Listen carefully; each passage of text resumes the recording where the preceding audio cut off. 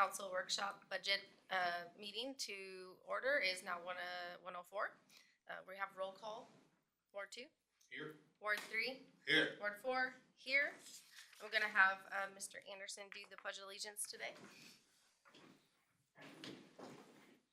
I pledge allegiance to the flag of the United States of America, to the republic for which it stands, one nation, under God, indivisible, with liberty and justice for all.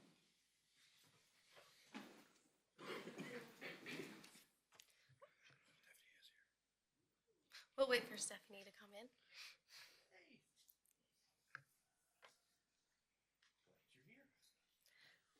Welcome, ma'am.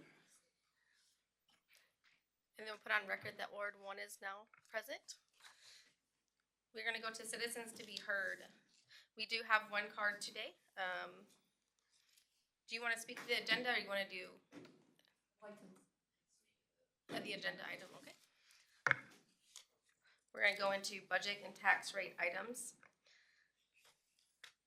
While this statement is required under the new legislation, it reflects last year's budget since it is too early in the process to include fiscal year 2026-2027 budget figures. The city provides the following information in compliance with the Texas Government Code 551.043.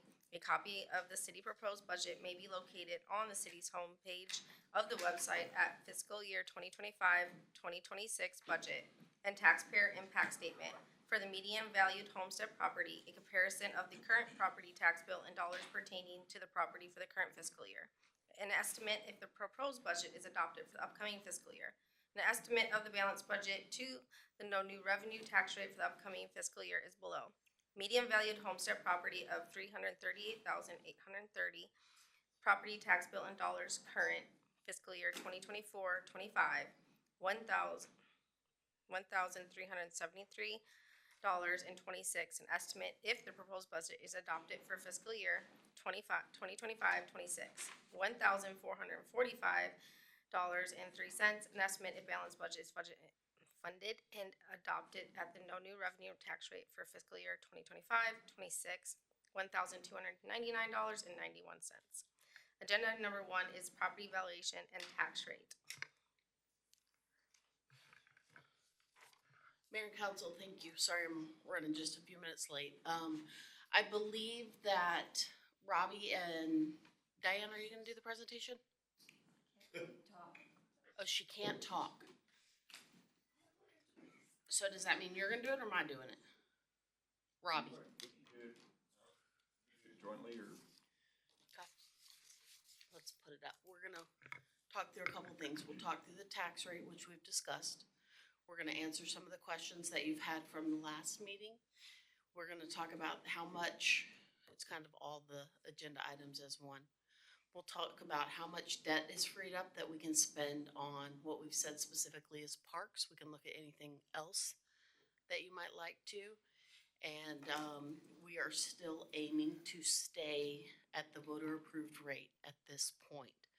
Unless we hear differently from y'all, that's the direction we've been going. So, you have the clicker? Okay. Can you make it full screen or no? It is full screen. Nope, like the whole thing. Okay. No problem.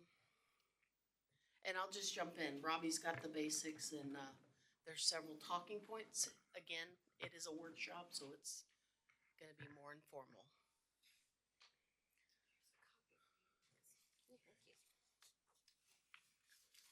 Full screen or no? Yeah. Yes. Is it on? Do you have the clicker on? I do have the clicker on. It needs new batteries. I'll be your clicker.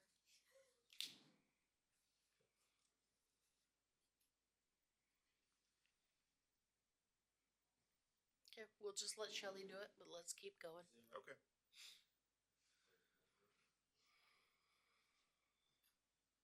The pointer works. Okay. Good afternoon, Mayor Pro Tem and Council, for our 4th budget meeting, budget workshop, excuse me. Just going to cover some areas. Hotel revenues and short-term rental revenues. There was some discussion surrounding, what were the drivers of the hotel motel revenues? Was it the hotels or was it the short-term rental revenues? And with the, if we could advance, please. In comparing 2025-26 to 24-25 hotel motel short-term revenues, you can see that the short-term revenues are more heavily weighted than the hotel revenues. So they're actually the larger driver of our hotel motel taxes of the two sets. So that was interesting to see. We are running ahead of last year's revenues at this point. That's largely because we're playing catch up. After last year, we had that conversion from what we were using to collect hotel motel revenues, and there was some little bit of confusion, a little bit of training. So we're playing catch up. So much of why we're running ahead of where we were last year is because a lot of those are catch up from months from last year that we're collecting in this year. So this is just a data point. You can see that even historically, the short-term rentals were making up more of our more than 50% of our hotel motel taxes. We'll do a separate meeting on hotel motel taxes, but I believe this was an outstanding question to be answered. And that's pretty much all we have on that, unless you guys have questions specifically about this item. Okay. Thank you. The next slide, these are the new water rates, and these are the water rates. These were the new water rates that, I know it's small, my apologies, but council had given us direction in terms of that we wanted to be running, I believe it was the 5% and the 7.2% then for the October's running thereafter. So these are the new rates that what we did is that we took the council guidance and we went back to Dan Jackson and we said, please run the rates with the start dates of using these start dates, May, and you started out using the 5% versus the 6.9% that he had originally built into his model, and then the 7.2 in October thereafter. And so these are the rates that he came out with. Those are being, right now they're being compiled, or they've been compiled, but right now they are with the attorney, and that ordinance is being put together. And then we're going to be coming back and having first reading and with council. Let's see. Oh, yes. Thank you. Yeah, inside city limits, outside city limits. Again, we're not touching, the inside city limits is what would be affected in May, or June-ish timeframe. Nothing would be affecting the outside city limits customers at this point before October. The water cost pass-through, again, would be affecting the inside city limits customers. The water cost pass-through would be affecting the outside city limits customers in the October timeframe as well. So that's what we're splitting that up. Okay, and the slide going to please go forward, Shelley, to the how do the new water rates affect my tax bill? Yes, ma'am. Thank you. Affect my bill. Thank you. The current shows the current rate. This is the yes. This is for the water. This is using 5,000 gallons. This is for water and wastewater. Okay. The current $97.33 bill. This is showing the 5.1% increase of $4.93, increasing it to $1.02, And then in October, when it increases to the 7.2% increase, it's gonna increase by $7.33 to $109.59. So that's what we'd be looking at, in the near term. So again, this is the data that you've asked us to come back with. What, if we went with this, what would it be? Yeah. So, Robbie, I've got a quick question, sir. Yes. Thank you for this. This is very helpful. If you look at the, let's just take the 1026 column here at $109. That's after implementing that 7.2. Both of these examples are not including any estimated pass-through, correct? So that, we anticipate that happening. It could not happen and what have you, but so everything before October does not have a current pass-through.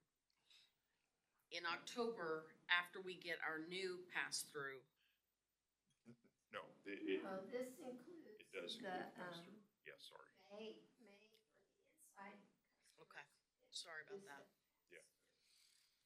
okay, so, So this includes the pass-through rate that, and the 5.1 and the 7.2. And Okay. then we will get a new rate from San Pat, October, November, Yes. and April, so if not this, sooner. this will be adjusted based on the new rate that we get. Okay, so that's a little bit of, never good news when a bill goes up, but if it includes this 5.1 and the 7.2 and the pass-through, I guess that's as He's right. painful as it can get, so that's a little bit of good news there. Yeah, That's based good. on, Thank you. so our rate structure looks a little different now, and that's why I'm sorry, I didn't realize we had pulled that out. But on the volumetric rate, we backed out the San Pat fee. And so now it will be to be determined in coming years up here at the top. And then our fees will be added on whatever this is. So our structure looks a little different than it has historically. But that's neither here nor there. So what you're proposing or what you ask us to look at, next month would go up $4.93 if you use 5,000 gallons. And then in October, $7.33. So, I mean, it's a big jump, 5% and 7.2%, but nominally the dollar amount isn't as catastrophic as some of the stuff that's being projected out of Corpus right now. And this information, maybe a Shelley question, will this very easy to read graph here, is this gonna be available like on that new water Yeah. update thing that we have? We'll put everything. Because if I was a homeowner worrying about my water bill, I could look at this and go, okay, I don't like the increase, but I think I can survive that. So what we'll do is when we have the ordinance together, and this is what we're proposing for you guys to vote on, we'll put it out there. But what we're looking for from you today is direction to continue with this because you were given several percentage options to choose from. This is the one you asked us to give you the information on. So if you would like us to proceed with this, we'll put together the ordinance in accordance with this. And then we'll put that on the website since you've seen the data. And the rate, the pass-through is $4.48. That's the water cost pass-through with loss recapture. And that's in the rate, So our pass-through is $4.38, $4.48. $4.48, and Yes, we're ma'am. going up Per thousand. $4.93. So Yes, the increment that it goes to us actually for operations is nominal. and that is on slide number 4, if you need to see that. Sorry, Shelley, I know there's kind of a disconnect. If you can see that is the key In the here. future, so we have the customer service charge, which is the base rate, right, just to start. Everybody gets that. Most of our residentials are probably probably most of them are 3/4 inch water Right. line, 1 inch water line. Yes.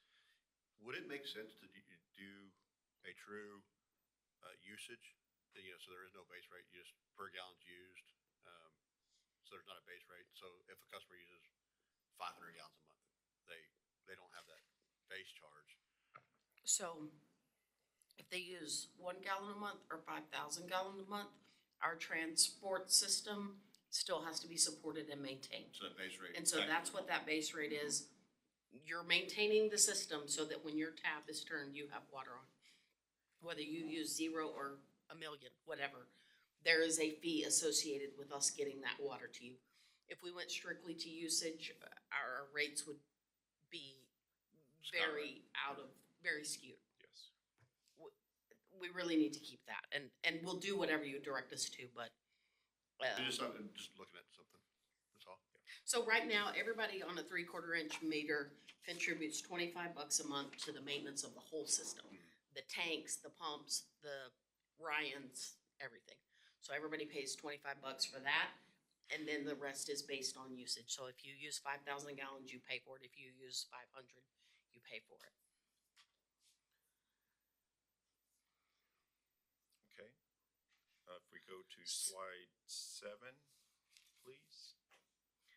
So Go ahead, sorry. go back. Okay, Is slide this, is this the model that you would like us to put the ordinance in front of you to vote on?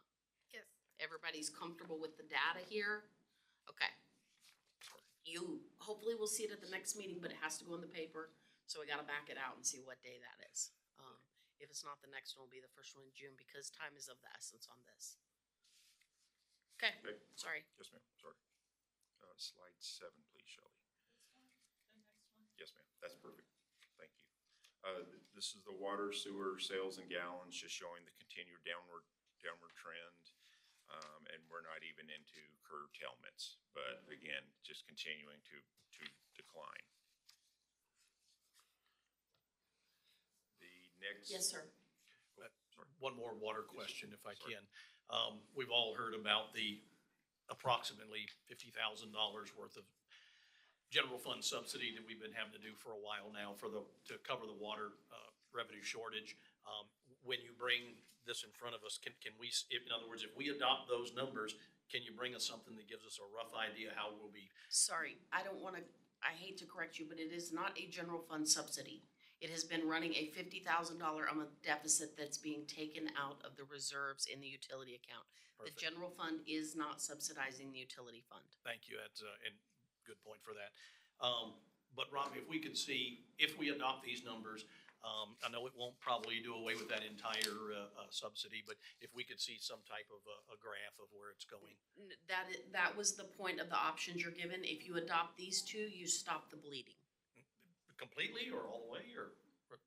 No, it'll take over time. It'll be, it'll be 5 years in total. But and that's why Dan Jackson set it up the way he did. It'll take about 5 years to stop the bleeding completely. Right, because not to stop the bleeding and fill the hole. And repay the And dollars. fill the hole, yeah. And Yes. repay the dollars. Okay. That's why you repay have the a dollars. 5-year, That's right. remember you had a very large jump coming this month and about the same coming in October, and you guys decided to reduce this one This one. and increase this one because it all over the 5 years, which you've seen the 5-year chart, you have to even out to make up that money that we've been spending. Because remember, if we do nothing, starting in January, that $50,000 a month loss goes to $150,000 a month Yes. loss. So the 5-year plan, which we've adopted 5-year rates, is to handle the loss that we've occurred over the past 2. And two important pieces of information there, I think, for the public to understand, that it eventually, over some period of time, will stop those revenue dollars having to go over there, but then also repay what we've taken, which is substantial. It's a lot of money. Because we've done nothing. Yeah. Since, yes, sir. Additionally, these are gonna have to be looked at again. We know that this is a moving target. I don't want anybody to fall into some false sense of security that if we adopt these 5-year rates today, they're gonna be set for 5 years and they're never gonna change again. We are in a state of Water flux. emergency. And it's very important that you guys keep up with the rates so we don't get in a situation that we have been in the past 2 years. But we're gonna keep that in front of you. We're gonna keep the information out. Corpus Christi has a chart as to how high they may intend to go up to their water rates. That's gonna come directly to us. I can guarantee you their like 500% increase is not built into our model. So we're gonna have to revisit this every year. Sure. But we do wanna make a plan. We do wanna have a path forward, but I just need you guys to know that it's gonna change and we gotta be flexible with that. Thank you. Okay. If we go to slide 8, please. This is the COPS grant.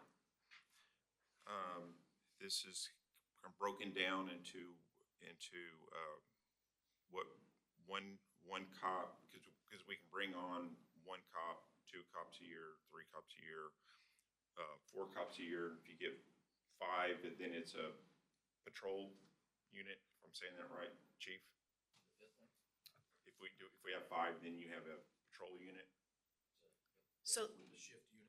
the COPS Shift grant unit. that we've asked for funds 4 officers, but the chief has asked for 5 so that he can have a supervisor with that group of 4. Apparently cops run in packs of 5, so, the grant is for 4, he's asking for 5. We've broken out what the ongoing cost to the city will look like at 1, 2, 3. Not sure why we skipped 4 because we went straight to 5 for you. But, so you have the option to pick what level of those you would like to commit to if we commit to the COPS grant at all. Also, remember, the discussion has been taking this funding this year out of the revenue from the gas sale.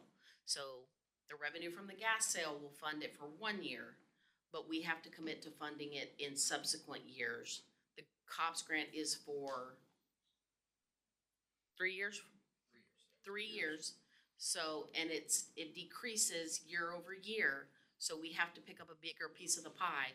And at year 4, we either gotta fire the cops or pay for all of them. So, if you wanna make that commitment, now is the time to decide how we wanna do that.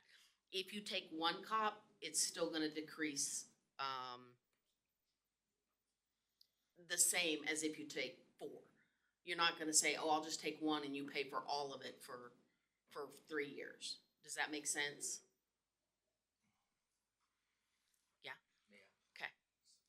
So, you can't play a shell game to get more money necessarily. But, anyway, Robbie can walk through these numbers.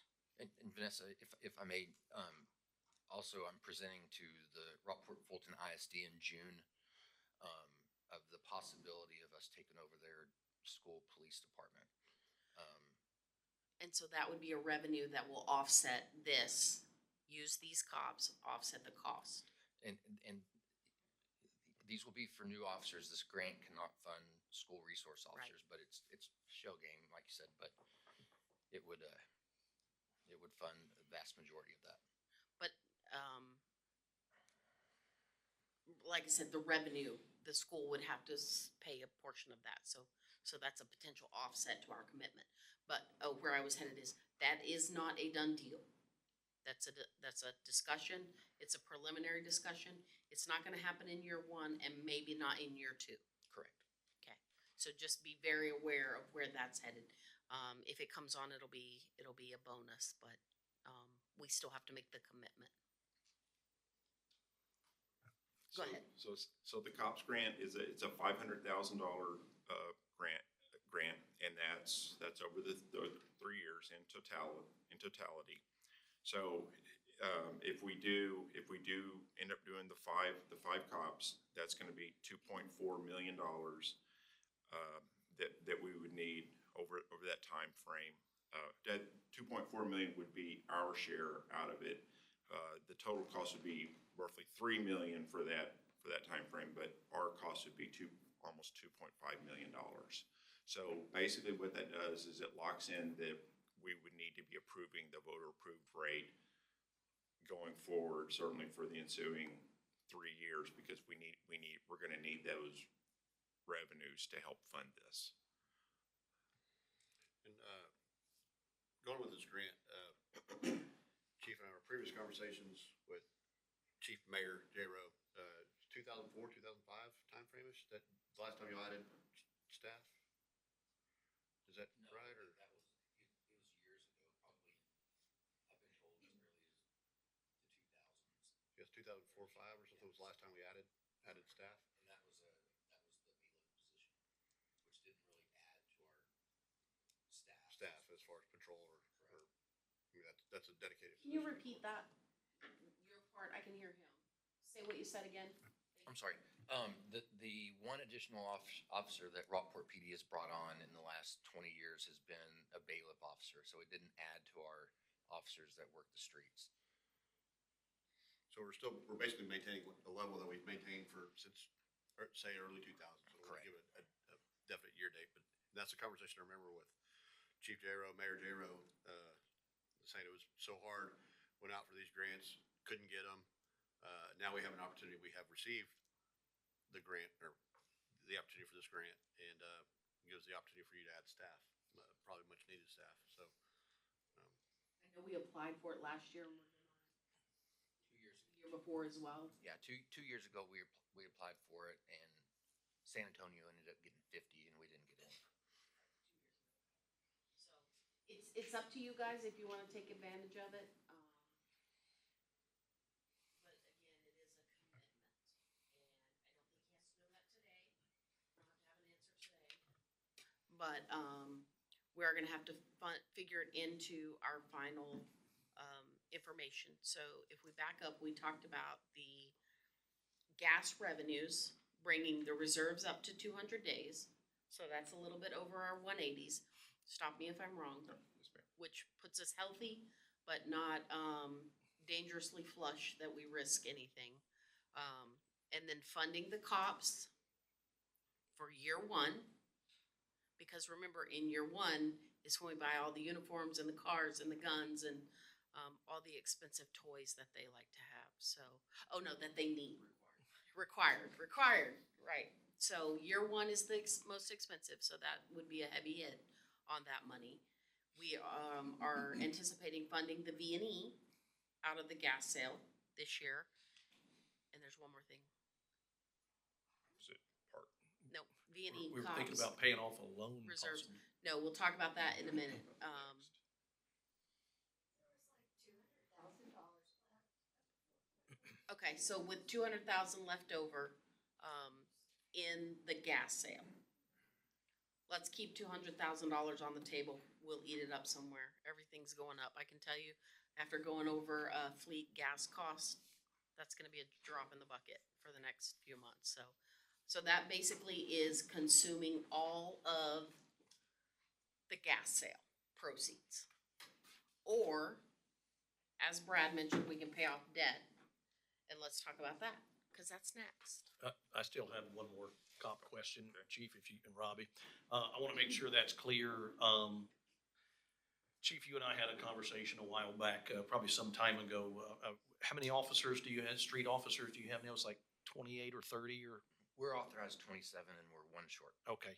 And with your data from a few minutes ago, that's about where we were operating in the 2000 and quite some time ago. That's correct. I think that's important for the, as an indication for the voters and taxpayers out there, that you and your team, and I know this was before you, have been able to keep this place safe with that amount of individuals for quite some time. And it sounds like we've added maybe a support level person, a bailiff person you were talking about. But I think that's important to know that we've maybe run that course as far as we can with population growth. And then what happens here on 4th of July and Memorial Day, all the weekends where we go from a small community that all of us know to a madhouse and what have you, with all the wonderful visitors we get. So I just think that's important to mention that we're still at that level. So adding, whether it's 1 or 5, I know is what we're looking at deciding, especially since we've got this grant, which we've not received this before, so this is a unique circumstance to take advantage of those free dollars, and it may be happening at the time when we're really to the point we need to add some officers. I'd like to add that during the last budget discussion, I think it was the last one we talked about, we're not gonna take on more if you can't stay full. full staffed, and I would like to add that they've changed up their recruiting techniques, and methods and places and things like that, and they've stayed very consistently full with a one or two swing, but, it's not a consistent deficit of one or two police officers. So, they've really done a good job of staying fully staffed over there and, keeping everything running. We have, as I said earlier, we have one opening position right now, and Captain Payne, who's in the audience back there, we have about 10 applicants that we're going to put through a testing process to fill this one position. So it'll be filled quickly. I know from my previous life that when we applied for, it was called safer grants, and if you are awarded them and the city doesn't take them, it does not look good for your future applications. If you're awarded the grants and you don't take them, then the next year you try, you may get graded differently. But us being successful this year, I think we need to seize that opportunity. That's just my thoughts. That's all. Thank you. The population growth rate, at least fairly recently, has been in excess of 2%. So just to kind of give an idea of what you're saying, if it's been that long. Can I add one more thing just for transparency? The grant expires in September of 2030. So of course we want the officers this year, but we don't have to have them this year. We can get an officer as late as October of 2027 and get it paid for the whole 3 years. And he's correct, but we were working under the premise that we have an influx of cash to buy those large capital items at the moment. But he's right, we don't have to, we can even phase them in over that course of time. So either one. All good points. Thank you. That helps all of us as we look at, these are big dollars, but I think this is a very unique opportunity. Congratulations on whoever on your staff got stuck with doing that grant paperwork, but I think it's a wonderful thing for the city, and certainly strongly consider taking full advantage of it. Okay. Moving forward, there was some discussion at the last budget meeting where we were talking about whether or not we should try to prepay debt with some of those gas sale proceeds. And so, and specifically, we were looking at the 2014, 2015 GO refinance bonds. And so the total was about $1.2 million. So if we go, Shelley, if we can go to the next slide, please, number 10. We went and we pulled our debt service. We pulled what were going to be our payments for those on that debt, and the interest rates on those last payments were 2.9% and 2.3% on those. And for us to borrow that money at this time, using the AI, to borrow money at this time, it would be in the 3% to 3.5% range. So it would cost more than for paying off. So we said, no, but we'll not pay them off early. So to answer that question. We're saying that probably isn't the best use. We take the direction from you. If you guys want to pay it off, that's fine. Just understand you're giving up a really good interest rate, and we're foregoing the things that we have proposed. You want to do this one? I'll do this one. Okay. Next slide, yes, please. So then the other thing that we talked about is we have some free room for debt, and how did we want to utilize that, if at all? I know the discussion this year was around parks, so we centered our model around parks. We had freed up about, hold on, I'm gonna tell you in a minute. $264,137 of debt service. And that gives us $1.598845 million in available debt. On the tax rate, our tax rate this year is 0.426475. If we were to take the whole 1.59 million, almost 1.6, the tax rate would go up to 0.43133,311, excuse me. Okay? Does that make sense so far? if we go down this chart, if we take out 50% of that and bring the debt service that we would be paying down to $132,068, we would make $800,000 worth of debt available, and our tax rate would actually go down from last year from 0.426475 to 0.425744. So then we have an option above it at 75% where it goes up a little bit from 0.426 to 0.428.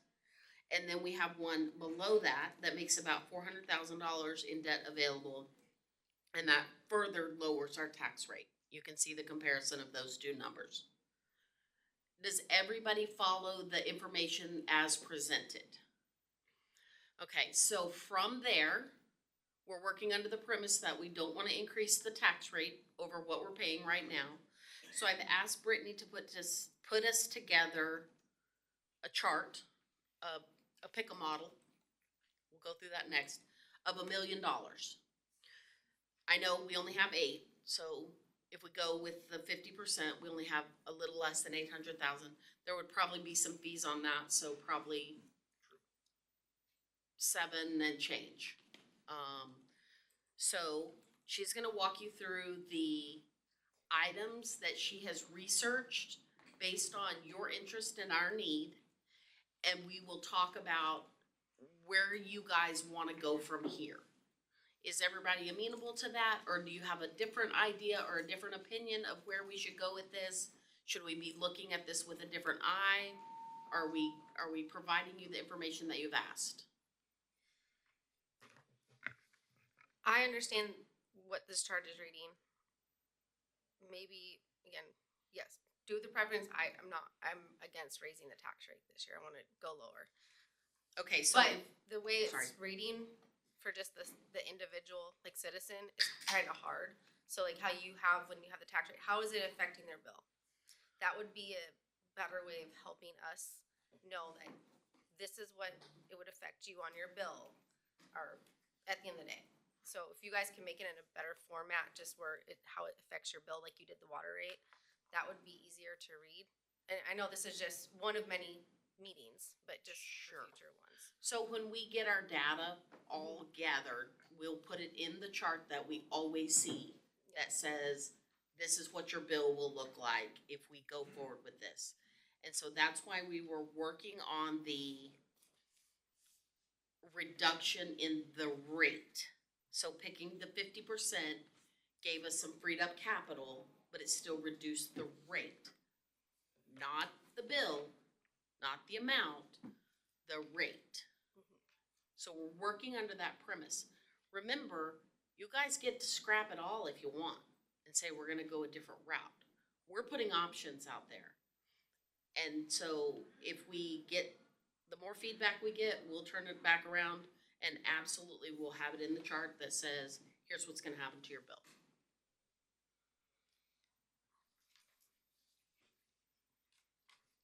Okay? Okay, everybody? Yes, ma'am. Okay, so now I'm gonna let Brittany go through her, choose your own adventure model of parks. And like I said, it's all options, and you guys can look at and say, we want this, we don't want this, we want none of this, we want no debt. Slides. Oh, am I too early up here? No, I just blew through it all. This is like 14 is this. number stuff, we're not ready for that. And I have a little bit. Yeah, 14. Okay. Yeah. So I also emailed you guys this too. There's a lot of paperwork. We put some Hold general. on, just a second. Oh. Two things that they want over here. Are we all on board? There's outstanding question, Matt? No, we're just sharing the picture back and forth. She had given me a hard copy, and I was just. I'm sharing. sorry, okay. Yeah, I did email you. It was a lot. I printed out one copy and realized that was gonna be a lot of paper, so I did go ahead and email it to you guys, but we'll go over a couple of the things. So this is our menu that we put together. Of course, number 1 is playscapes. There's some different options. I think, Shelley, if you go through a little bit, we can look. We just got a general, idea. I guess this is the 150, so this is the 150, so this is option one. So that's gonna be the entry-level playground. And then if you wanna go to the next one, of course, that's the 250. So they're all a little different. And then number three, it just depends on how much. So this is kind of the one we're leaning towards, the 350, the tower, because it's a lower footprint. And all these are customizable too. So if you guys decide that we just need the tower because we have the swings and stuff, that's just something that we'll get more into with the company if we do decide to go that way. So it's just changing. The only difference is these renderings have the safety service, but it's not included in the cost. So that's gonna just be the wood fiber that we currently have unless we decide to go that route. Brittany, would you talk about the placement that you want, how many you want, and the placement? What are you looking So at? the playscapes, we want two of them. We're asking for two of them. So the tower one, we would want off onto the right side of Memorial Park where the current playground is. This would be more of a 5 to 12 playscape for the age group. We only have a little toddler one there. So we do want to get more age groups involved in there. And then we also are asking for a smaller one off to the soccer field side. So a lot of the feedback we get is we're here for soccer games. Our other toddlers that are with us, our other children have nothing to do on this side. And for them to run across to the other side, there's nobody to watch them. So we kind of want to put one on that side for use for other things that we have over there. So we're looking for two. Okay, talk to us about the cost. You want two at what cost? What is your preference? So the tower one, the 350, that's the one that we want for a low footprint on the other side because it'll go up. And then for the other side, we're looking for option one, so the 150, just the basic playground need. And so this 350 includes all of those. And so that's what I'm thinking.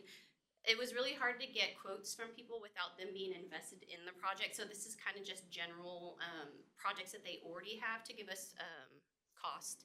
So we can manipulate this, so the price could change if we say we only want, this certain tower, we didn't want any of the other stuff, so.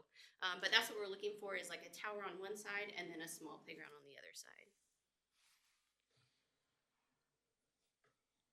I got a playground question. Okay, Thank you. These pictures help us understand what you guys are considering for the folks here and what have you, and this is a nice visual.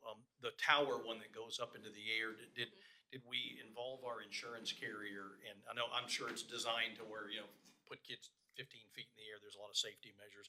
But yeah, can we check with our insurance people and go, hey, we're looking at low to the ground models, we're looking at high up in the air models, is this gonna affect us in any way? It will affect us, but it will be minimal because Okay. it'll be minimal. It's a Yeah. playscape. But Okay. yeah, we'll certainly ask them what that would be. So if you're looking at this, the number on the two playscapes is 350 and 150. Mhm. So we've got $500,000 in playscapes. But remember, you can go any option in there. We can do one, Yep. we can do one cheaper one, we can do one more expensive one.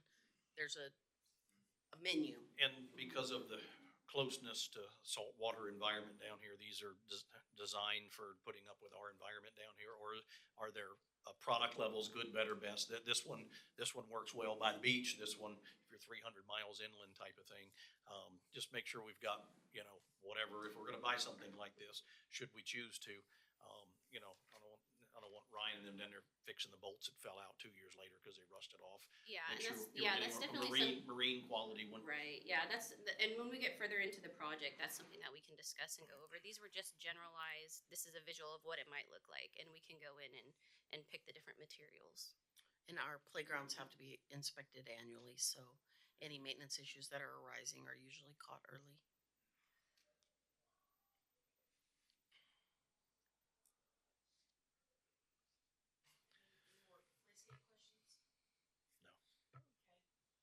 All right, next we'll go to the pickleball courts.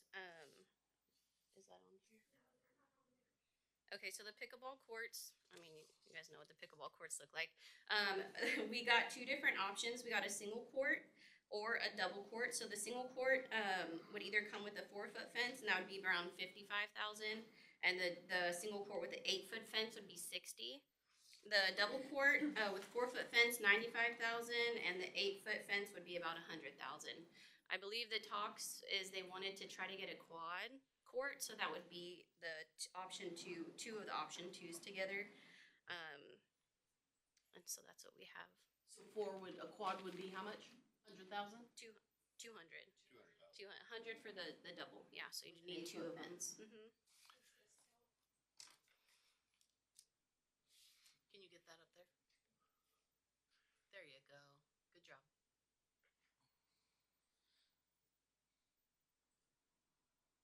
Yeah, so that's a double's 100,000.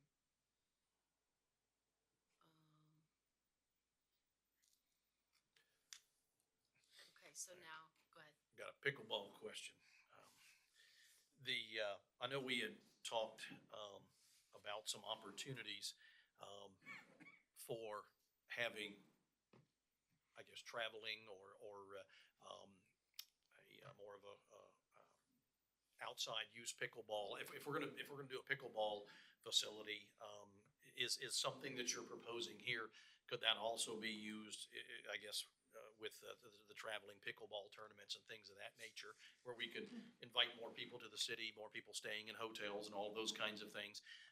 I know we had talked about that in some other meetings and what have you. Does this proposal, is it like a regulation size? If we're gonna consider spending the money, could these be used and be an attractant for that? So it's tournament size, everything is regulation, there wouldn't be any problem. The only limitation on that would be the number.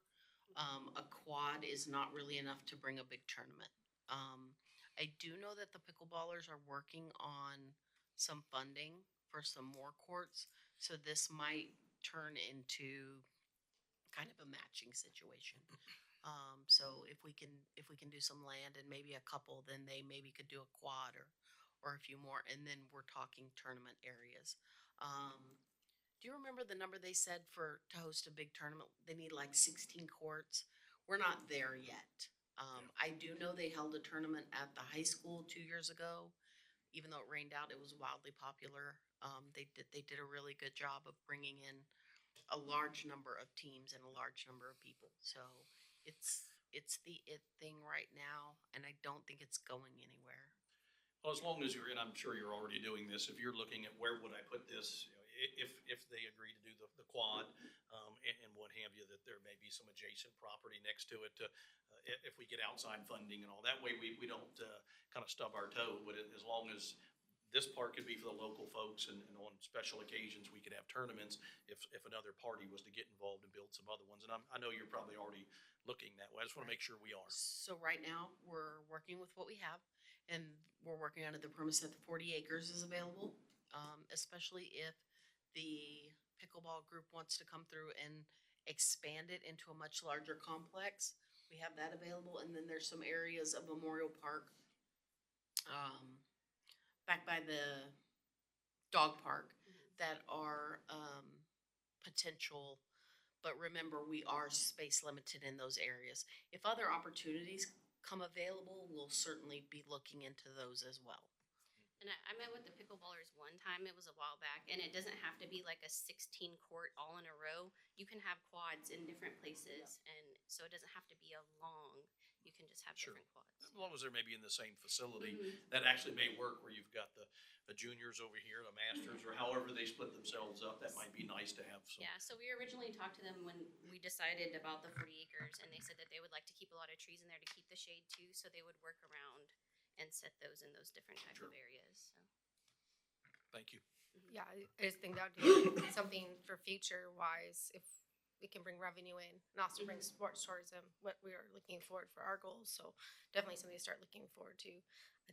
I don't know if they needed 16, I thought it was like 8, but maybe I was around there. But I think it'd be okay if we started small and kind of go from there, and think that future revenue, and then we also can bring that sports tourism, little things in here. So right now, they play at the high school, and they anticipate the high school being locked down starting in the fall.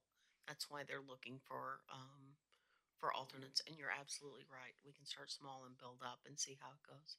They're going to be grateful for whatever they have, whatever they can get. All right, so our next option that we have is field renovations at Memorial Park. So this would include all the baseball and softball fields, as well as the soccer fields. It would include everything, measuring to make sure the distances are correct, sod cut removal, grading, field conditioner, field material, tilling, top dressing, and just making sure that the fields are up to standard. We've, over the past couple years, we have hosted many all-star tournaments here. So that's like the best of little leagues that come in. And we've also had other requests too, and soccer. Soccer tournaments have been very popular too. So we just want to make sure when we get our fields set up for that sports tourism that's trying to come in here. We have been approached by several softball tournaments, select softball. And so that's just something that we would like to get our fields up. We talked to the guy today actually, and he does a lot of field work around here. So What's the cost? the rough estimate would be about 140,000. And that's also pliable too, depending on what we wanted to do. If we just wanted to focus on certain fields, it's all, just direction from you guys on what we want to do. And I know, I just kind of want to add to, speaking to a lot of the soccer parents and, the tournaments that we have here, I know it would be a very big deal for them to get that done, and how many times you guys have to go out there and fill the holes and go and work it out, just as your team has to do, and, keep it up to date. So I know that's a lot of work on your guys' end, so just wanted to put that point out there. There is also an ongoing cost to this. However, one thing we need to do is get our field fees in order to generate enough revenue to cover the care, at least basically. So we could probably go spend the one-time deal, and our fees can cover the ongoing cost. I don't think that's a problem, but just so you're aware, there is an ongoing spraying fee and an extra mow every week during seasons. Well, he told us mow as much as we can actually to keep the grass good. So once he comes in and does like that base layer where we can focus on it, he said to mow as much as we can. So I've got another question on these. You mentioned a couple of groups that had, and I know you guys get a lot of phone calls and emails and aside from your day-to-day work, but I think it would be helpful. I think most of us here, if not all of us, are looking forward to the future with some of this sports tourism and all the good things that it can do for, again, the hotels and restaurants and sales tax and what have you. But if you could try to keep some data together when these groups contact you and go, hey, we'd like to do this softball tournament. They probably haven't been here before. It would be an estimate, but if you could start compiling some real data that will help us when we look at these large costs, everything here is 6 figures and beyond, every little piece. It would help us to go, hey, they will be here twice a year. They've done it over here, and their hot taxes went in this direction, or their sales tax, and get some of the data that as real as possible to help us understand, because these are a lot of dollars. We all think we'd like to go in that direction, but we want to try to do as much research and have as much real data from these people. So one more thing on your to-do list, but well, so the only tournaments that have been coming here are soccer tournaments, and I actually did get the numbers the other day to send over to them. So over the last year, they've had 2 or 3 tournaments. So we do have those numbers from the data pulled from the Placer AI. And then some of these other folks, Yeah, like the pickleball people, when we got this other municipality, they put in 8 courts, and we've had yearly tournaments there, and this is roughly what it's done for them. And it's all like an estimate, but at least it would help us understand if we spend this, the town should see this year after year after year. That would be nice to try to put some of that data together. So thank you. All right, the next one. Okay, so the next one is an idea for expanded parking at Memorial Park. So also bringing in all these tournaments, parking is a major issue. So we have some property at the back end of the park. And so we're looking to turn, yes, those green squares. We want to turn that into parking to lead to those back soccer fields. So soccer and Little League are both fighting for that one parking lot up there. And we feel if we add some more coming in the back off of Maple, that will alleviate some of that congestion, and then soccer can park back there and use those fields as well. So I got with Ryan. We don't have a exact number, but if that's something that we want to look forward to, we can definitely get with the right people and get those numbers together for you guys. Can you give us a ballpark, Ryan? Is it $10,000, $100,000, $1 million? It's kind of depending on what we're trying to do. We talked this morning, so we have an opportunity to get with the county and use them in an interlocal agreement. If we go, if it's limestone, you know, are we gonna be able to use an ADA? Like, how far are we gonna go with this? Is there even road there? I think it's just a right of way. Okay. So do we have to build a road to get there? So I have a lot of questions. Sorry, we didn't have that together for y'all today, but, if that's the direction y'all want us to go to, we'll start filling in those. Fair enough. 100% think you need to look for more parking at Memorial Park. It's a problem. I do agree. That Maple Street right there is dirt. It's dirt. So you'd have to build some sort of roadway to get to a parking lot. This could be, you know, when, Clean Coast Texas came to us and we did those in, permeable parking, there could be some grant opportunities for, It'd permeable be a good parking. location for that. Yeah, because we are potentially moving some trees and,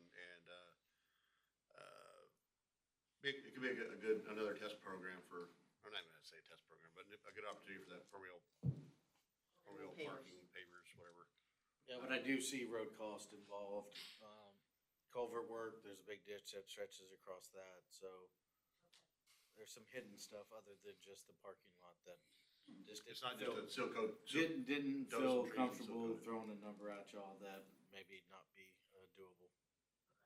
If we could get some, if you could work on that and get us start crunching some numbers, I think that'd be helpful, because I think everybody here agrees, not just up here, but probably at home, that Memorial Park that is our showcase park for the city, and will be for many councils in the future, where even, you know, all of us won't be here, and what have you. I think that properly planning, additional parking and other amenities there and what have you is gonna be, money well spent for the residents here and what have you. That is our showcase park.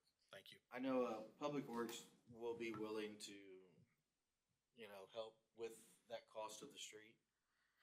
If this is something that y'all really want as council, I can find some of the funding gaps and close that in for Brittany. Where the old, dock pound, that building, you know, that has access off of Pearl Street. Are y'all utilizing, I mean, can that be parking? I mean. Or is that kind of used right now by the wastewater Street, plant? street department, Street department? that's a lay down yard. Lay I down. mean, you're looking at 20 cars. We've talked a little bit about it, but then it displaces somebody else, you know what I mean? Yeah. Where do you wanna put all the culverts and everything that we have on that lot?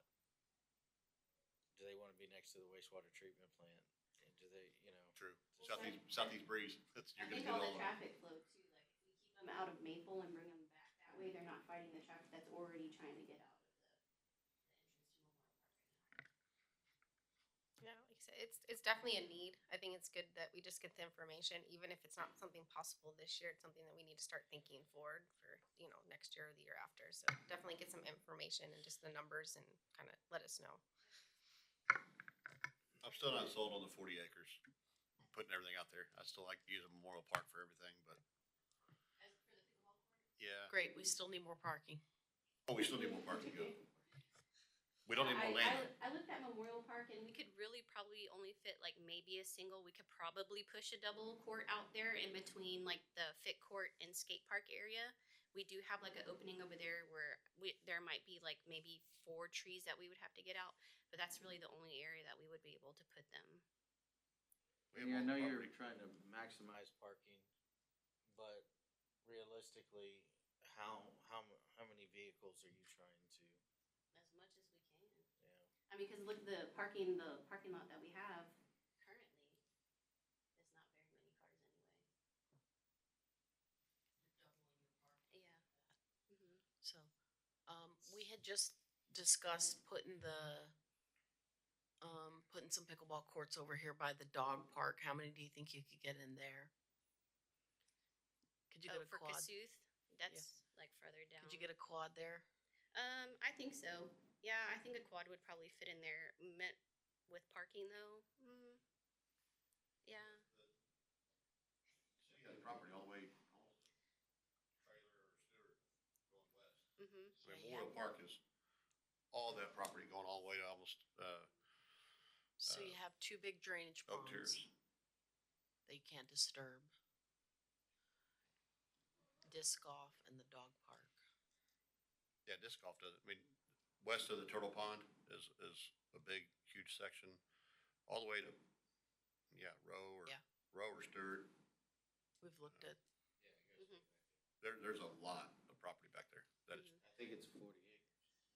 there's a lot of trees too, so we could, yes.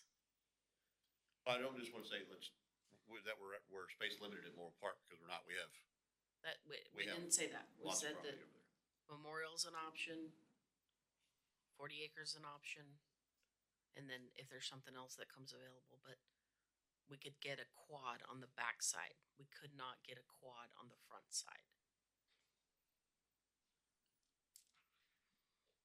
Well, when you, to add to what Brad said, when you look at the two big options, Memorial Park and then the 40-acre piece, I think from a cost perspective and then a convenience perspective, you know, adding more things if possible to the Memorial Park area might be better for usage and than having folks in two different areas, in what have you. But, yeah. So we're building parking either way. I like expanding the potential usage at Memorial, just my In the opinion. back area.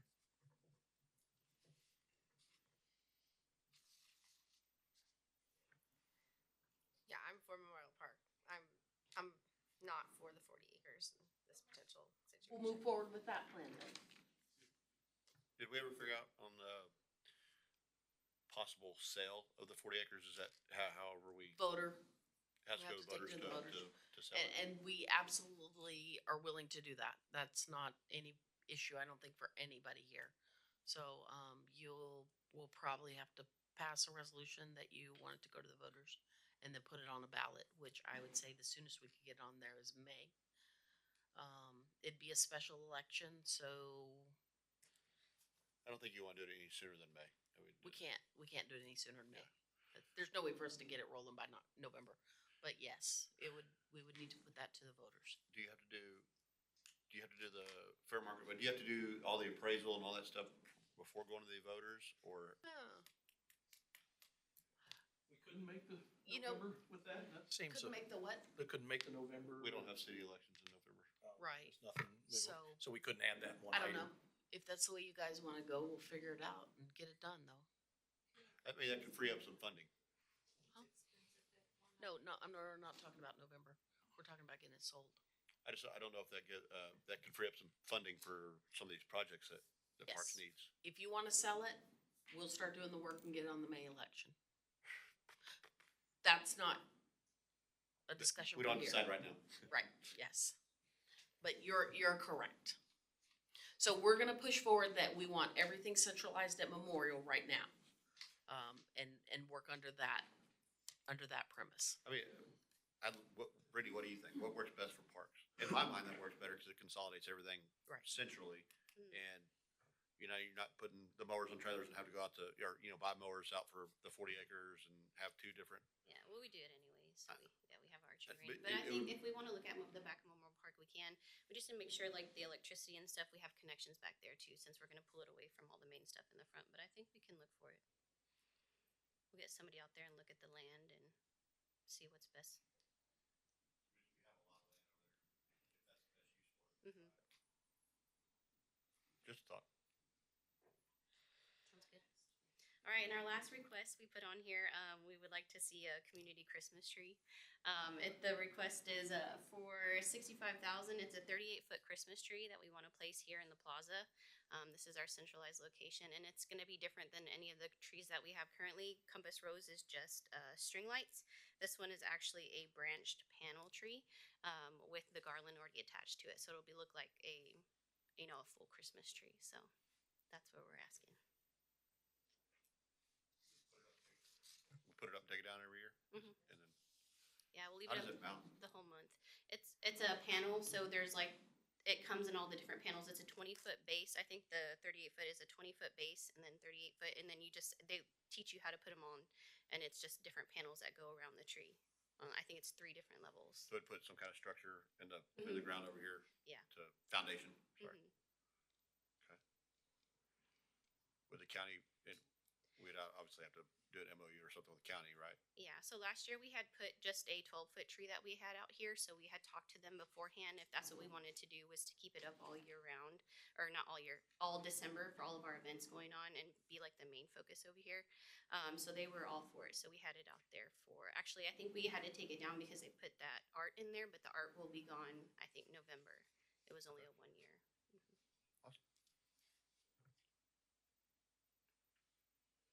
That's all I have. Okay, so if we wanna, we do need to discuss this and what kind of direction you guys wanna go. In just looking at the numbers and the mathers are gonna have to math check me, but our 50% borrowing, lowering the tax rate frees up about $799,000. We're gonna just call it 800. If you take out the $350,000 playscape, leave in the 150, get a quad pickleball court, do the field renovation. I put in 300,000 for the parking, which I bet we can get a lot done for that, and the community Christmas tree. That puts us at 715 on the nose and probably leaves enough money for any financing fees in that range.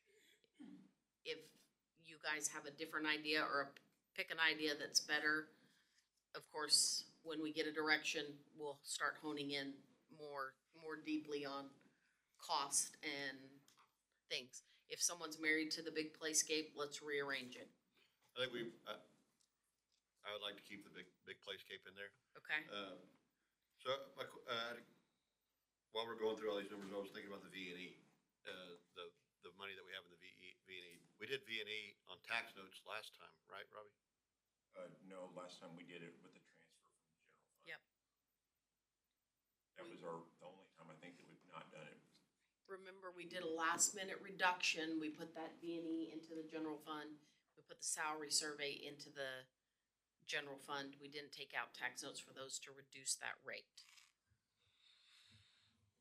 I know, we've stated that Parks was very important to us this year, and I think, I'm not speaking for everybody on council, but Parks was gonna be important to us. I know we need vehicles and equipment, V and E is important as well. We also reduced the V and E Yes, last year, Correct. so our number this year is a makeup, correct. and tell me what that number is. 1.4? So 1.4. I see where you're headed. We can reduce V and E again if Or you kick like. the can. 1.4. Or we can take out 1.4 in debt for V and E or 1.4 in debt for parks. I don't wanna not fund Parks because we kick the can. Gotta figure it out, but I wanna make sure Parks gets what they want this year, or not once, but we all feel like we wanna put Parks as a priority this year. Are you interested in us exploring reducing the V and E again?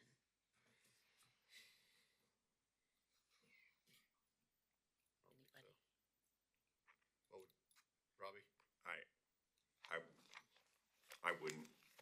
I wouldn't, just because it makes your maintenance costs go up. Yeah, and we've already We've already done it once or twice. And we did that last year, so you're just Yeah. mountain, you're stacking. It's And in kinda the like- past 3 years, we've just really gotten on a schedule. And we put a chink in it last year. We're gonna do what you wanna do, but, we have a pretty good system going over there. And I think the playscapes too, if you guys give us a number and say you have, 400,000 for that, that's something that we can give them direction for and say, we still want this tower and we still want a small playscape. What are the options you can give us with this amount of money too? So, that's also an option to lower some of them, not cut it out, but that 350 was included all those pieces, the swings, the small play and the tower play. So that's something that we can ask and clarify. Yep.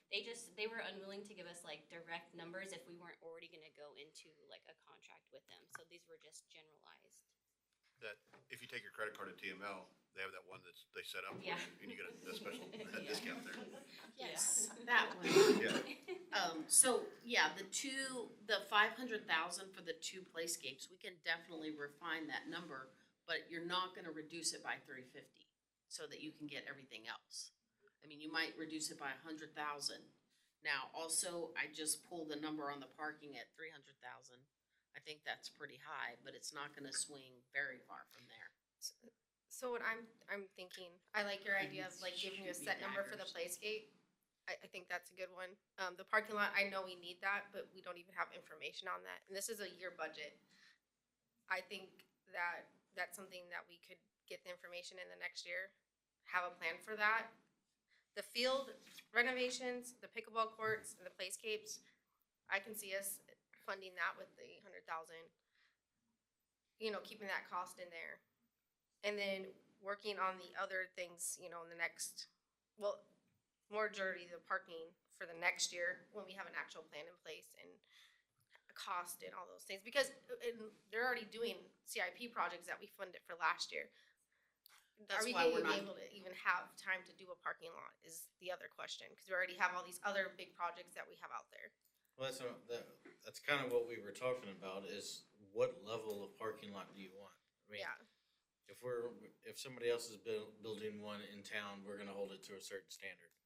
If we come out there and throw some limestone on the ground, that's we're not not following keeping our own own rules. standard. So, I mean, really what I would like to see is it be designed and get exactly what we want and us follow the same rules that we're imposing on our Exactly. Or Like Austin developers. Street. Like Austin We'll Street. build it to We had to last. design, we're late in the year, and then we will implement it. Yeah. With the parking lot, I think that'd be a better option to do for this next year, have it as a goal. If we had the and then- time, like I said, we were talking about just this morning, so if we had the time, then we could get an engineered plan. You know, we could work on the road. You know, that may be something that I could do this year, because you're not gonna build a parking lot with no road to the parking lot, you know what I Yeah. mean? But we can start making moves towards that, to where it's palatable come next budget year.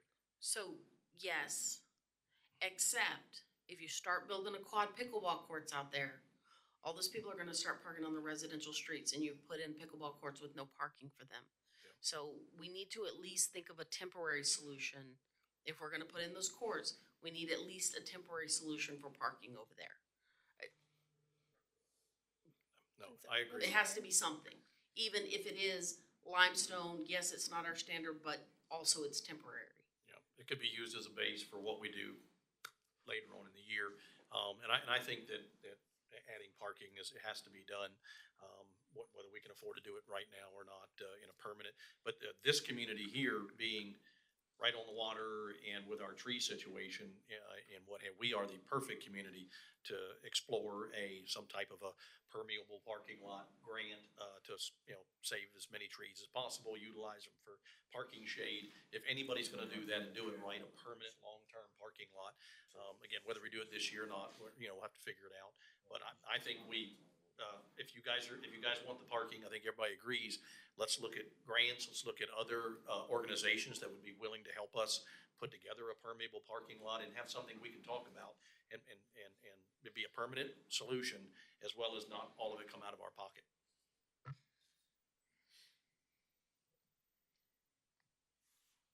So I guess the direction is, let's look at if we wanna do the pickleball courts and we wanna do the playscapes and stuff like that, let's look for a temporary solution for parking, maybe, and then you guys can come up with a longer term solution for the parking Over the after coming that. years. I think that's the direction we're going, correct? Okay. So wanna- also, if you wanna do the big tree, that's something we could fund out of hot funds. I was gonna ask that. The what? The The tree, tree. Has it been considered Spokane County? Yeah.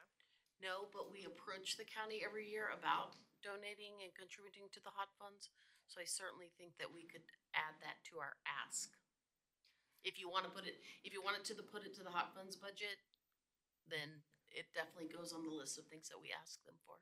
Let's put that on I would say put it on the hot funds, but I like your idea. Let's approach Agreed. the county and see if they wanna put any contributions on it, now that it's gonna be on Done. their property as well. Done. Okay, so we're gonna go forward with, Let's say like an NTE of 400 for the playscapes. You think? Does that get you close? 400? Yeah, for your playscapes? I'm trying to math, and so 400 that, the 200 for the pickleballs and then 140 for your, field. That gets you real close to the 800. Yeah. And that gives you a little room in case it does cost a little extra. Give them a number. And parking we can work on. If we're gonna do a temporary parking and literally like throw down some caliche, we're talking thousands, not hundred thousands, At that location, at a location. that's, the location is what's gonna be pricey. Right. Cause it's wooded, there's no road, and you're crossing a drainage ditch. So those are the things. If you change it, then yeah, then something can be done. We'll figure out something temporary that is much less costly and doable. And what we will do is loop it into the pickleball court cost. Does that make sense? So instead of 200,000, it might be 220, two something, okay? Cause it'll include parking that maybe is utilized by pickleball, maybe is utilized by soccer, you know, depending on where the best and most cost-effective location is. Does that make sense? Robbie, tell me your numbers again. You said 300 on playscape, 200 on pickleball. She said 400. No, 400 on the playscape. 400 on the place. Oh, sorry. No, 200 pickleball, 6. 140. So that's $740. So that uses up that 800,000 very nicely. Quick question on, and I know we're rough numbers on this, but when you talk about the playscape and is that the dirt work, all installation, turnkey and what have you? Yeah, the renderings show the concrete and the safety surface, but that's not, it's the wood. You mentioned that, and maybe that's a question for Ryan or whoever gets stuck there. They do all the maintenance. How have we been, I get, we're using the mulchy looking The stuff over there 5R, now. right. Yeah, It's Is it ADA working compliant. fine? Do we need, can we get by with that? Or is it just not working now, that nothing but complaints or? I mean, it's fine, yeah, if it's something that we can fit into this 400, I mean, the safety surfacing would probably be a better option maintenance wise. You just have to go blow it off, you wouldn't have to add more to it every year. I think there's like a 15-year warranty on it too, so. That's just, if that's the route we wanna go, whenever I'm asking them, we can fit that in there too, so. I think that's right. Try to go see what they Mhm. squeeze everything into it that we can. You want 2 playscapes with 2 fall surfaces Mhm. in $400,000. You can do that. All right, you guys know where you're headed? Thank you. What other questions do you guys have as far as what we've seen so far? What you wanna see? I think your next meeting coming up is, Well, are we talking about the potential grants and funding, or is that was included on this?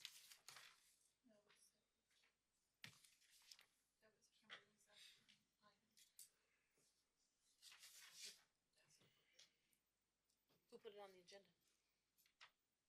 Do you have grants? Yes, I know what it is, and it is your item. We would like to include in the general fund budget a pocket of money. I'm gonna say, In general and in utility. there we go, she remembers now. Now I remember. We wanted to put a pocket of money so that we have some money to go out and seek grant and or grant writing. And what was the other one we were trying to do? Minimal engineering and or assisting us in that manner. So that comes from the fact that when we apply for a grant, if we receive the grant, we can reimburse ourselves everything that we're out of pocket. If we apply for a grant, we have to pay those costs up front, and then we don't get the grant, we're just out the money. And right now, it's coming out of Ryan's budget or Brittany's budget or whoever's budget that they're not anticipating. And we can't jump as quickly because we have to say, where's this money gonna come from? So we would like to increase those 2 funds enough to have a pocket. Do you have a number in mind? I think did we say 60? Between the two, about 30-30.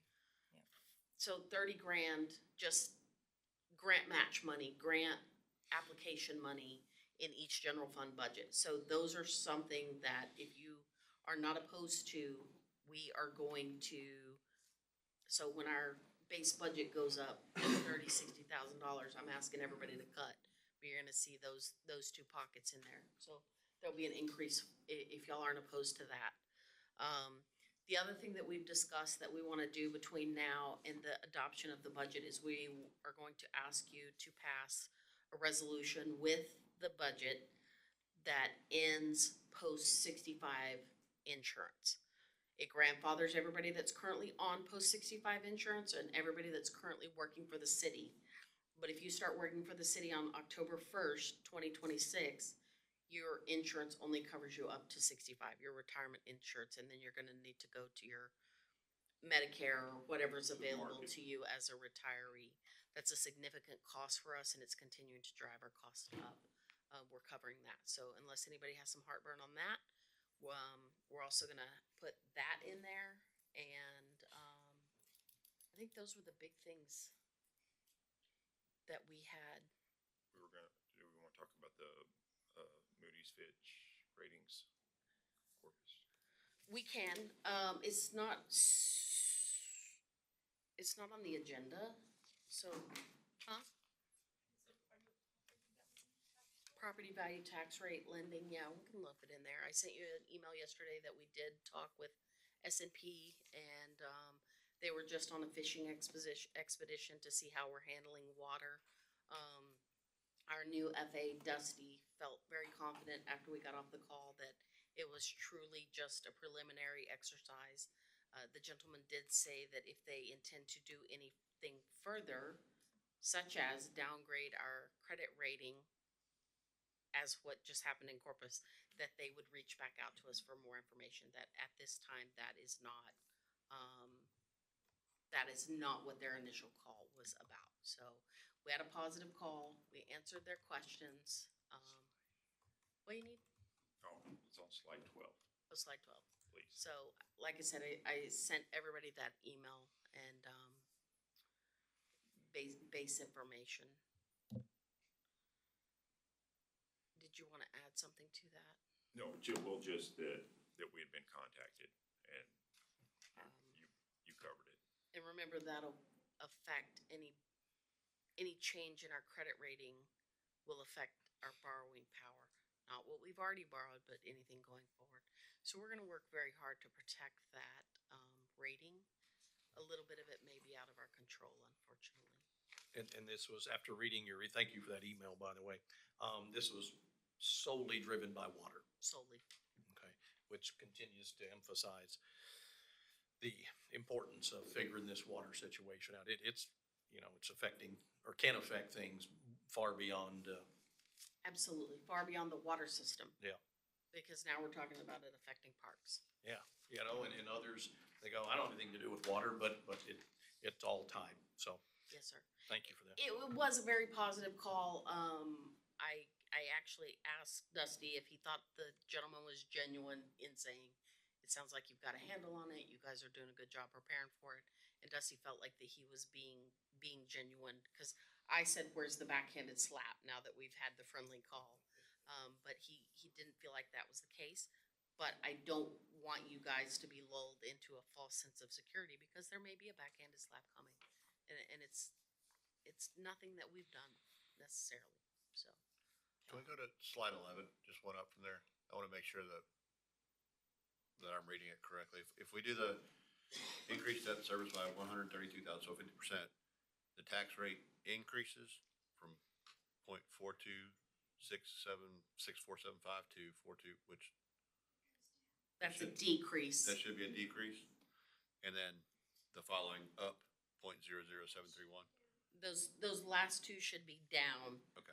The 75% goes up from 0.426 to 0.428. Yep. Okay. So the bottom two are still a decrease in the rate.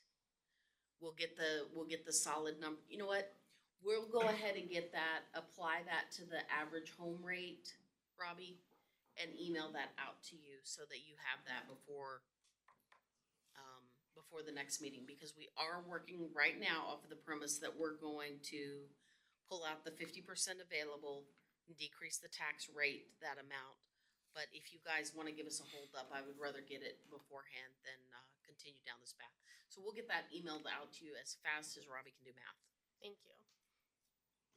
That sounds good. Good point, yeah. Okay.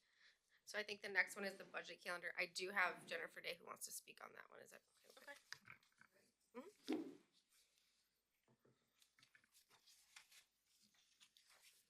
Thank you, Council. Jennifer Day, 902 East Cornwall. January 27th, I presented to City Council several inconsistencies in City Hot Fund administration and also noted my role as Executive Director of the Rockport Cultural Arts District requires me to ensure accurate reporting regarding the cultural district. Nonprofit recipients of hot funds are required to file quarterly reports, note amount of funds expended, and heads and beds. With all due respect, my concern is accountability of hot funds spent by the city for city events are not equally scrutinized. Perhaps the City Council receives quarterly hot fund reports for city-held events, but as far as I'm aware, quarterly reports are not submitted. What caught my eye last June in a hot transparency report posted on the city website is the actual amount spent on the 2025 Rockport Kite Festival. The reason why it caught my eye is that RCAD actually started the 2-day, AKA sanctioned Kite Festival in 2018, held it in 2019 and 2020, and it attracted thousands of people. The City Parks Department asked if, RCAD's cumulative cost for the 3-year, 2-day event was just over $6,000. The City Parks Department asked if they could take over the Kite Festival, and RCAD agreed, giving the city literally every document to run the festival, how to apply for an AKA sanctioned event, the festival ground layout, contacts for the big kite vendors, the stunt kite teams, even where to buy the plain kites for the kids to decorate and learn to fly. The city started holding a 1-day kite festival and have held them each year since. According to reports provided me through the Open Records Act, the city spent $6,174 in fiscal year 22-23, $10,004 in fiscal year 23-24, with a $6,000 hot fund allocated, $10,207 in fiscal year 24-25. The hot transparency report posted on the city website that caught my eye showed actual amount spent was $15,207 for a 1-day event. These reports do not include city payroll or resources. I encourage you to review those reports. One other item to note is a calculation for hot allocations proposed, which uses a $111 average nightly room rate. According to the city tourism director, there are 1,761 nightly rooms available. 52% of those are hotel rooms. And according to Craig and Jettine, our hoteliers, $111 is the average rate per night. 48% are short-term rentals. $293 is the average rate according to online resources. STR average rates do not appear to be included in the $111 calculation, when the amount of STRs used by tourists is very comparable to the hotels used. And actually, you saw numbers just now. It's even better than that. It's even greater than that. The city's effort is to allocate funds to the marketing budget, and I totally agree with that. I've served on the CVB board since its inception in 2024, and I've not missed one meeting. City Council is a steward of hot funds. What is important to note here is that nonprofits have the efficiency in play through volunteers and basic drive to save every penny. Nonprofits have built Rockport's festivals and contributed greatly to its reputation. Reducing nonprofit support for events reduces the number and type of events to market. This is not any small city in Texas. This is uniquely Rockport, one of the top 10 small coastal art colonies in the U.S. Let's keep it that way, respectfully. Thank you. Okay, Vanessa, you want to talk about the budget calendar? Sure. So we need to do our hot budget next. That, I think that's probably the next thing best date for you? You guys like the prior to the council meeting or no? Yeah, this actually works for me anyway.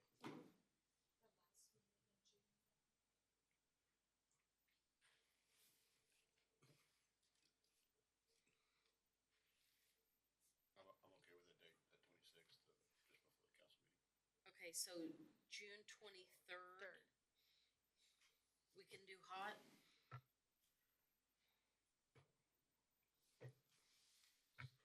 That's for a question for you. No, that's May 26th. So, okay, June But she's talking 23rd, about we'll June or do 1 o'clock, we'll do the hot funds, So June 23rd?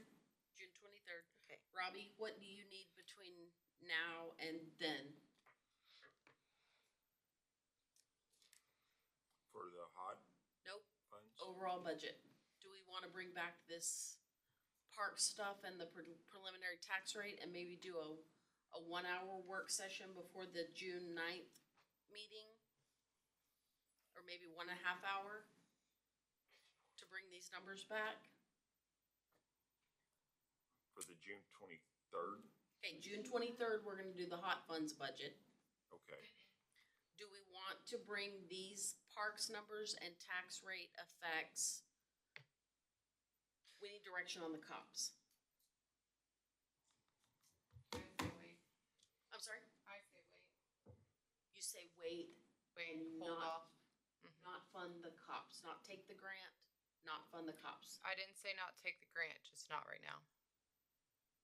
not this fiscal year. Correct. Okay? Council, is that our direction?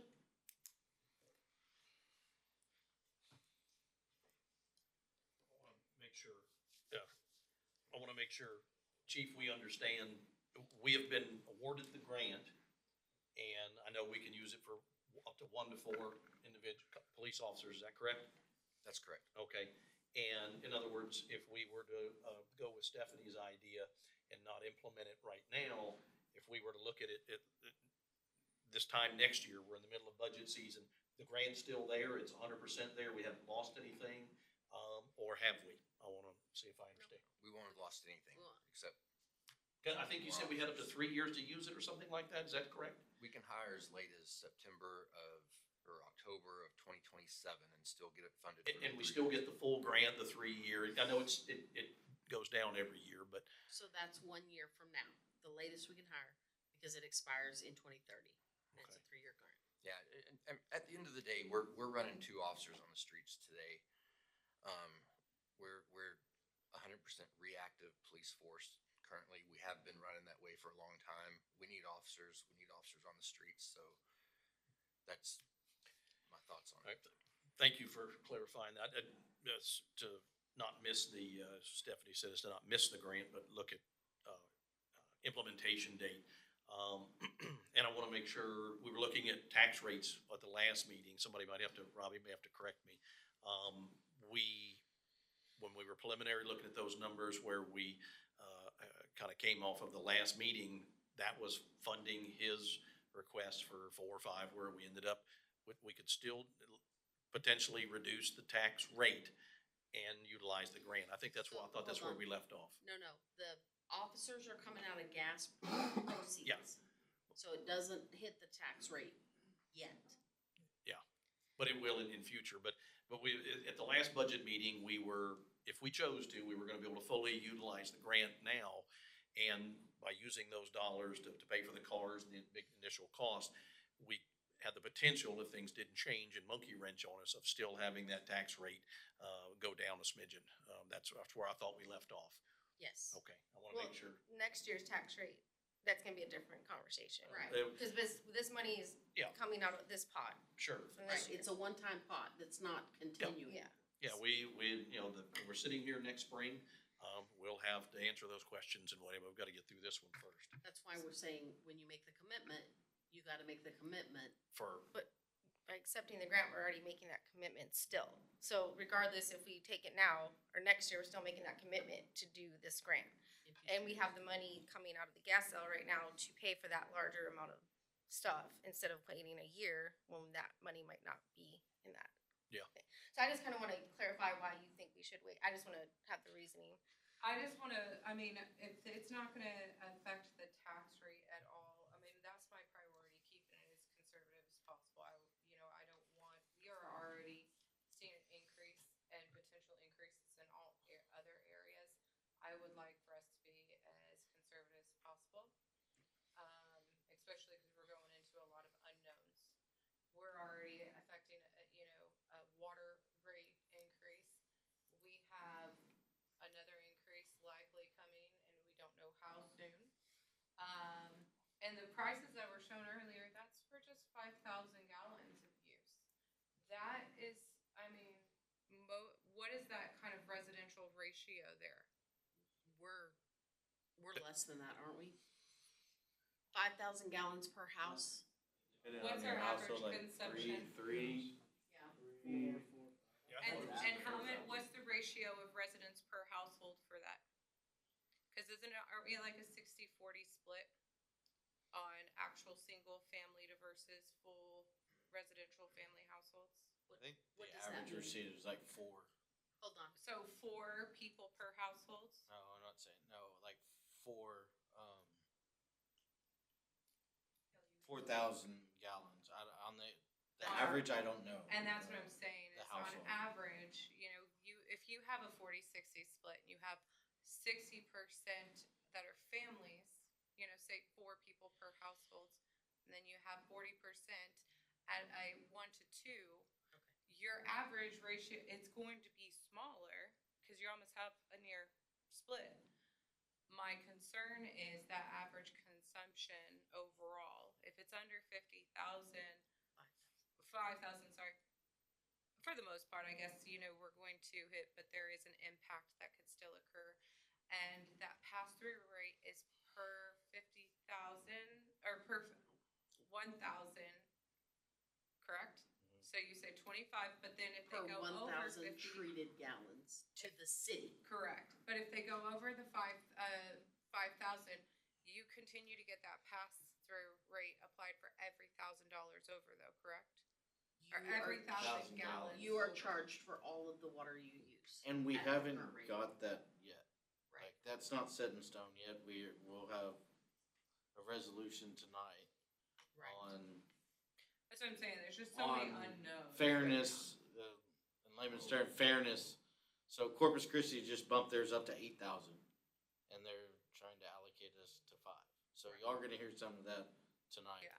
So we're fighting for That's equity just my in there. concern, we're in a situation, I would rather us prioritize what we need over versus what we want. I'm totally cool with using money for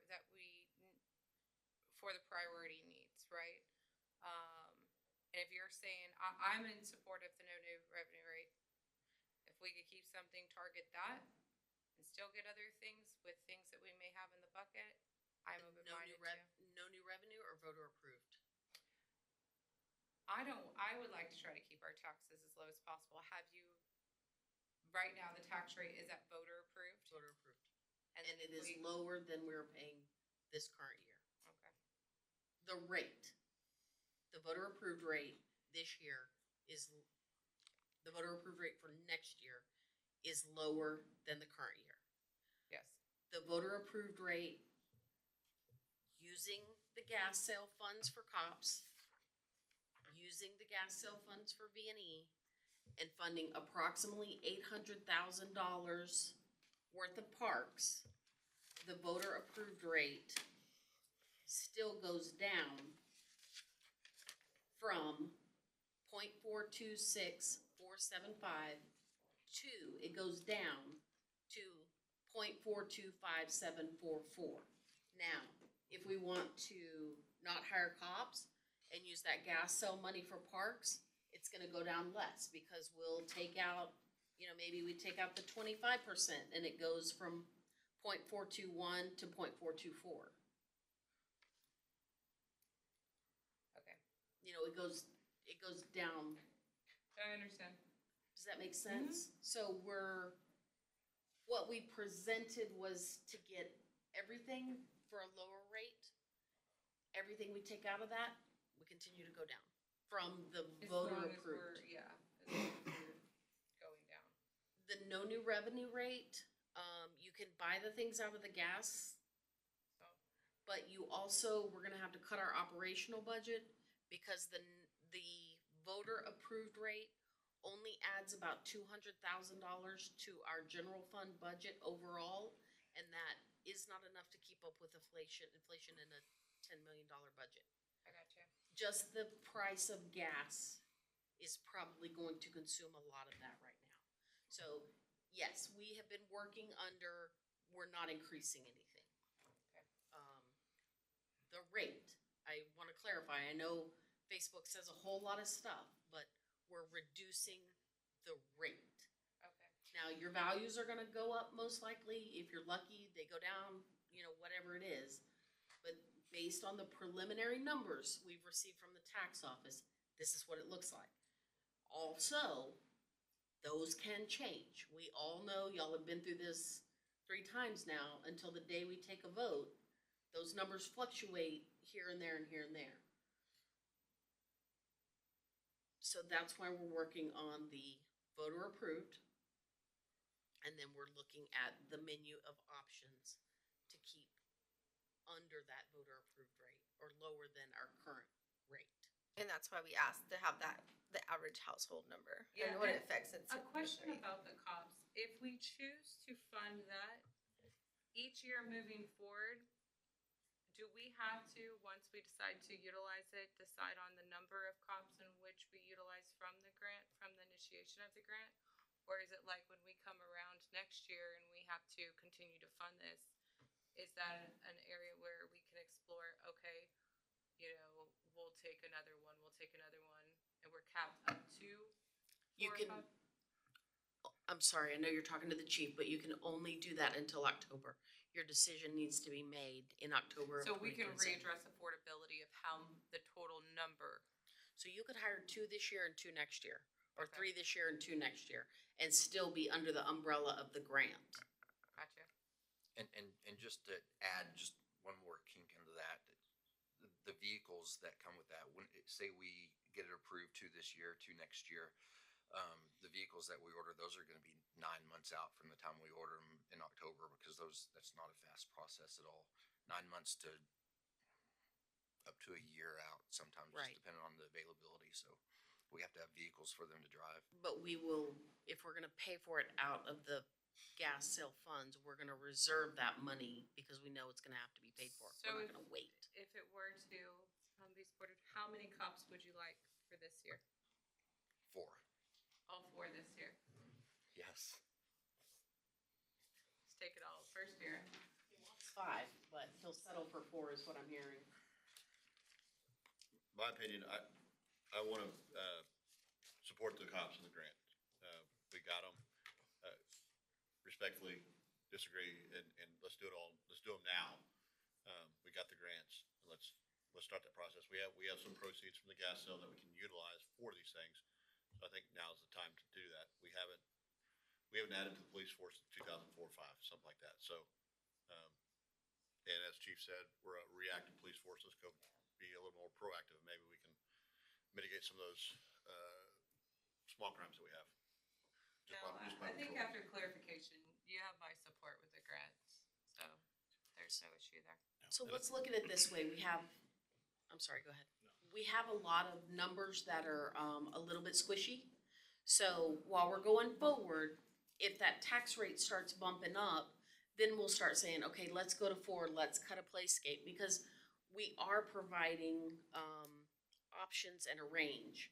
And so, we're gonna hone in like this, and if we need to say, all right, we're gonna go down to 4, we're gonna cut, we're gonna go to a dual instead of a quad, we'll have those options to hone it down, where we can still get a little bite of everything and still reduce the tax rate. I mean, I think that's really our whole goal this year, is reduce the tax rate. And I hate to say it, but even if it's a little bit, it's a reduction, and it's not, you guys took 2 big bites in a row. We don't wanna do that again, but you also allowed us to catch up. So we wanna be considerate and keep that down, and let's go forward, and as we as we start to hone in, you know, every day those numbers refine, we get new numbers from the county. As we refine those, then we'll say, okay, cut this, cut that. But if y'all are willing, we can go forward with the plan we have today. 5 cups or 4? He said 4. 3, right? 3 cups? So You have your hearing aids in. in our budget for this year, the grant is covering 4. We're asking for 5. He still didn't answer. Thank God I think it's 5 cops for How many the, cops? Council, how many cops would you like us to pursue on this grant? but the stuff you presented today was for 5 cops. Correct. So it'd be 5 cops. Okay. If we're going- So we're gonna go forward with that. We're gonna go forward with 5. And then if, like I said, we're gonna keep that tax rate on a very small downward trajectory. And if it starts to change, we'll discuss what's gonna get cut, because you got Brittany and you got the chief. And, they both have, toys to give, and we'll work from there, okay? Yes. I think you guys understand the goal is lowered tax rate. Absolutely. So that's the goal. 100%. We're all on board with that. If we're not gonna bring to you anything that's not a lower rate unless there's a catastrophe. And then we're all gonna do what we gotta do. All right, and since we were kind of asking for opinions, I agree to end up where we were with the numbers we have at the last meeting. Going with the 5 cops, taking advantage of the fully funding the grant. Good point. Most importantly, lowering the tax rate for the citizens here, using those gas sales to fund the cars, the initial upfront cost. I'm still okay with that. And I wanna reiterate, we're putting our reserve at 100% funded, whereby we had a 5-year plan. Year 2, we were only gonna be adding 30 days, but the gas sale allowed us to just skip to year 5 and fully fund our reserve fund. So that's a really important piece I think we don't wanna miss, in that that's a really responsible action that's being taken with that money. And if I may, in terms of going with the voter approved rate where you're capped at 3.5%, the CPI Consumer Price Index that was released today for April, for year over year, it was 3.8%. So we exceeded the 3.5% just with that. And remember, we had several years, if y'all remember the graph we've all seen, we had a couple of years of 7, 8, 7, 6% when we were capped at that 3.5. So this will be a more reasonable year, at least, even though it's under, it'll be a more reasonable year in keeping up with inflation. Any other questions, council? I think that was the last item we needed to talk about for the. Okay, so we decided, or we discussed briefly that we're gonna do the hot funds at 1 o'clock on June 23rd, correct? Yes. Did you guys want to get together for an hour, hour and a half before the June 9th meeting to look at our refinement of numbers, or do you just wanna wait until we start rolling into our state mandated meetings? I think we can do an hour just to give us an update. I think you would like to. I mean, I think it makes sense, because we're gonna have a lot more information. That's a month from now. Almost, and, Is it too much to add it into the 23rd? If it's just for an hour? You think hot text will roll for that long?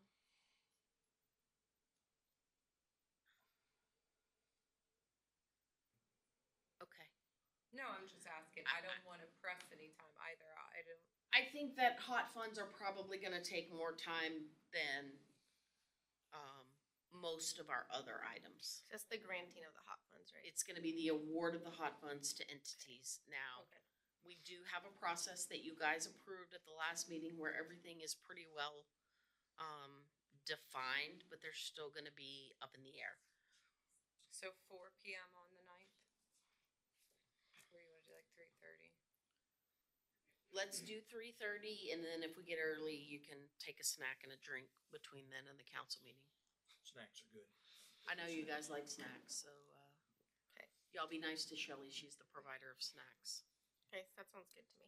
That's good? Okay, so next Tuesday, the 26th, we have no budget workshop meeting. June 3rd, we're gonna meet at 3:30. And June 9th, sorry. I don't have my glasses right here. June 9th, we're gonna meet at 3:30, and June 23rd, we're gonna do the distribution of the hot funds at 1 o'clock. Okay. And then we are going to, after this, Robbie's gonna update the budget calendar with all of our state mandated meetings, because we have this list of 2 Tuesdays before the first Monday and the 9th day of September, y'all have to have a meeting, you know what that looks like. So we'll have that updated for you by the 9th, please. So it's still in, y'all, we still have it? Okay, so all of that's completed? It's all down at the bottom. We'll go ahead and email you that, so you have it and you know what you're looking at from there. Okay, thank you. Sure. Thank y'all. All right, take a motion to adjourn. Make a motion to adjourn. You got it, right. My mic is cut off. Meeting's adjourned at 2:54. Thank you, everyone. That was deliberate, yeah. Just slide in. See you in 2 hours, I guess Shelley can get supper. No, I did. This is my little, At 3:45. got my headset. Hold on. Let me look. Y'all missed an important announcement. No, I didn't miss anything. Wait.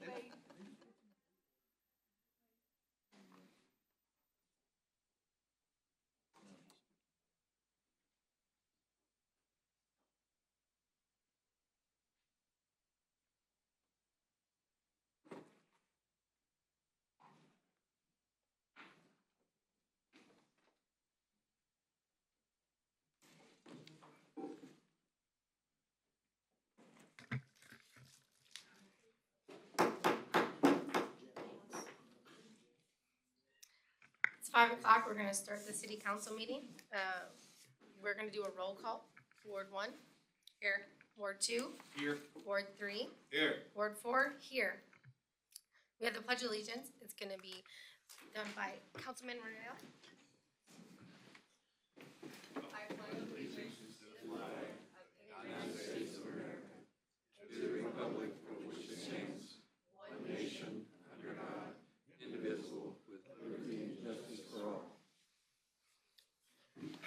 Thank you. We're gonna go into citizens to be heard. Speaker participation instructions provided in the writing in the beginning of the agenda. We have one card today. Carl Brown, would you like to come up and speak?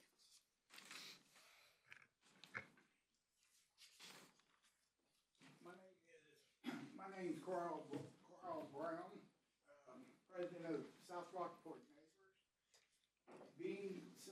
I'm coming here to personally invite the city. There you go. President of South Rockport Neighbors, I'm coming here personally to invite y'all to the police memorial Friday at 11 o'clock in the Peace